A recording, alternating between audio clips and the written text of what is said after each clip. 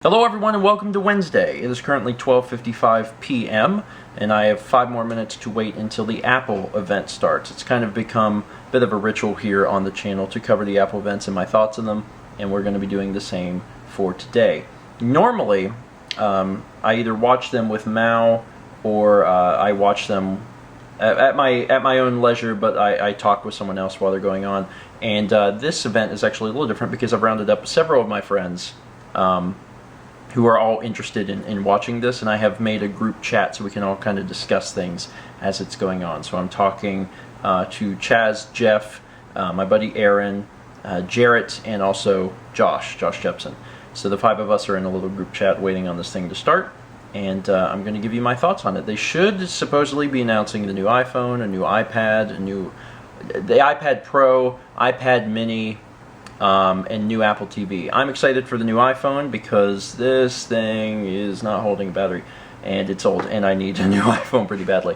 I'm also pretty excited for the Apple TV because Mao and I have been holding out on getting an Apple TV, but there are some advantages that I could see to having one, especially with D&D starting. I could sit at the edge of the table and throw stuff up on my screen using just my phone, which would be nice. And also just having a dedicated device for streaming, which I think would be cool. I'm also interested in learning more about the Apple cable TV service. I don't think we're going to learn more today, but in the near future, my parents are thinking about getting rid of cable, and that could be a good alternative for them, so I'm mostly interested for them, but maybe they'll talk about that today. Without further ado, let's get started. Apple Watch is getting watchOS 2, which lets you do really fun things like listen to your baby's heartbeat on your wrist for some reason. iPad Pro is a thing. It had been rumored for a while, and it is real. It is, I think, 12.9 inches, which is large. It is very, very big. They were talking about the battery life, and they said it was an all-day battery life, 10 hours. And Chaz wrote, Apple introducing the new 10-hour day. Save 14 hours from your day. Apparently, the iPad can now do 4K editing. Okay. They just showed off a keyboard for the iPad Pro, and it makes it look exactly like a Surface tablet. I mean, pretty much looks exactly like a Surface tablet now. They made a stylus for the iPad Pro, but they weren't content with just making a stylus. They call it the Apple Pencil. And to be fair, all of this stuff has existed before, but it does look good. And latency is a big issue whenever it comes to these sorts of products, and so far it looks really good. Also, I have faith in Apple that if they're going to do something, they're going to take the time to do it right. It looks like the stylus is going to be a pretty big deal for illustrators. Microsoft is coming up on stage to talk about productivity at an Apple event. Sega and Nintendo together at last. The future is gestures, gestures, gestures, gestures. Adobe was out and they were showing off some of the stuff, and it's cool, but I can't imagine realistically creating documents, media, any of that stuff with an iPad. I need a keyboard and mouse. I feel so much more efficient. And the gestures are neat, but they feel so gimmicky. The iPad Mini 4 exists, don't worry about it. The future of TV is apps, says Apple, and they are launching their new Apple TV to have apps. They just showed a little video on it. It looks good, and I'm in the market for an Apple TV in the first place, so good. This is all interesting to me. Crossy Roads is coming out on Apple TV also. There's going to be a lot of games on the Apple TV, which I have no interest in, whatever, because they seem dumb. Waggle games. It's like Wii Sports is coming back to the Apple TV. Also, you can apparently shop some places and buy suits on your Apple TV. Apps can be universal, which means if you buy them for your phone, they also work on your iPad and your Apple TV, which means that you could be playing a game on your phone, and when you get home, it picks up where it left off on your Apple TV. Which isn't saying a whole lot, because personally I don't have a whole lot of interest in playing games on the phone or the Apple TV, but there are specific genres, especially if games are built from the ground up for touchscreen, that it could work for, so still a really cool feature. Also, the remote is Bluetooth, and because it's Bluetooth, you don't have to point it at the actual receiver anymore to, do stuff. Surprising no one, the new iPhones have Force Touch, but they seem to have renamed it to 3D Touch, because I guess it sounds a little friendlier, a little less threatening. So far it looks good though. I like what they've been showing in this little opening video, and I'm also in the market to get a new iPhone, so I'm paying close attention. The new iPhone's better than the old iPhone, who would have thought, right?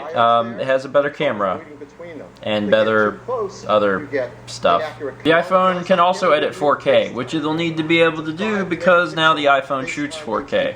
It's just a weird thing, and I'm pretty sure that there's been other smartphones that have already started shooting 4K video, but like YouTube is going to be becoming saturated with 4K video now. There's going to be a lot more of it. When people just are shooting something with their phone, it's just going to happen to be 4K.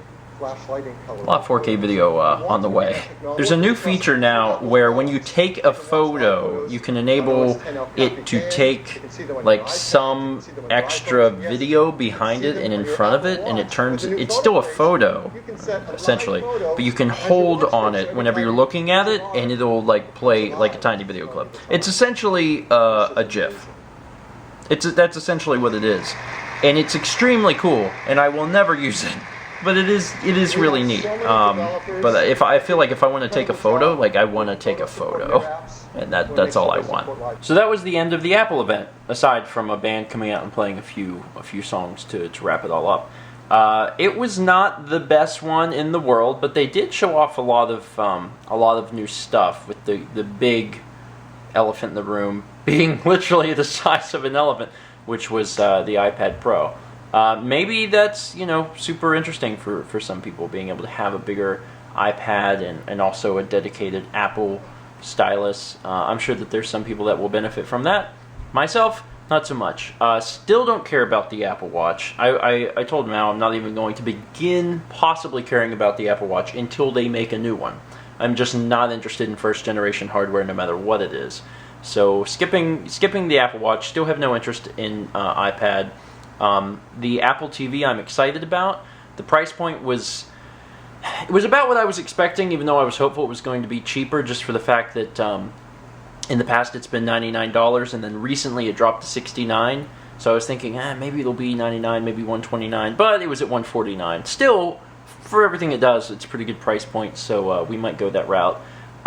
Or, I don't know, if my parents are interested in it, maybe they'll get it, and we'll take the older one, because really what I'm most interested in is just showing pictures on the television. The App Store itself doesn't particularly interest me, although having Siri on a remote is kind of cool. I'm not exactly sure, but we'll figure it out.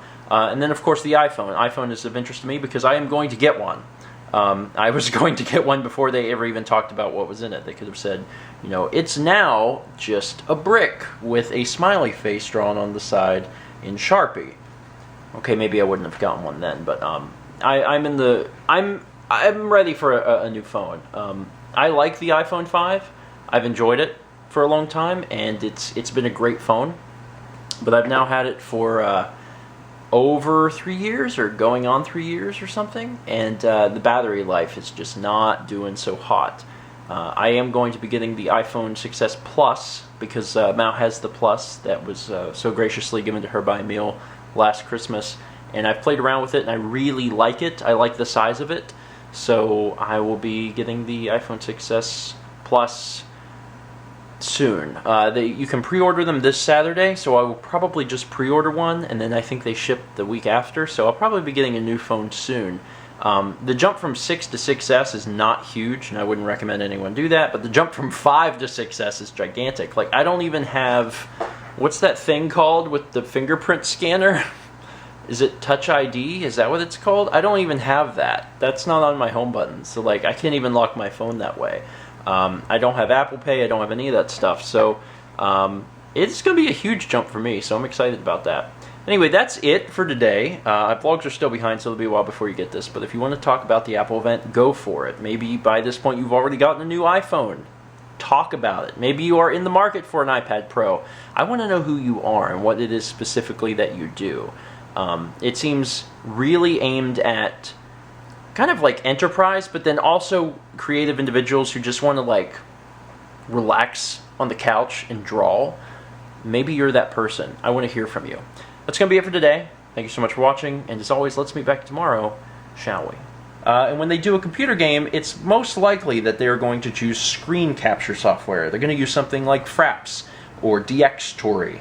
I believe that's how you pronounce that. Camtasia. Mallory and I used to know exactly what happened, and we would do it too. Yeah, we would stand up and like dance around. Really? You do Yes. those flips too? Yes, No, obviously. we would do like cartwheels or just jump.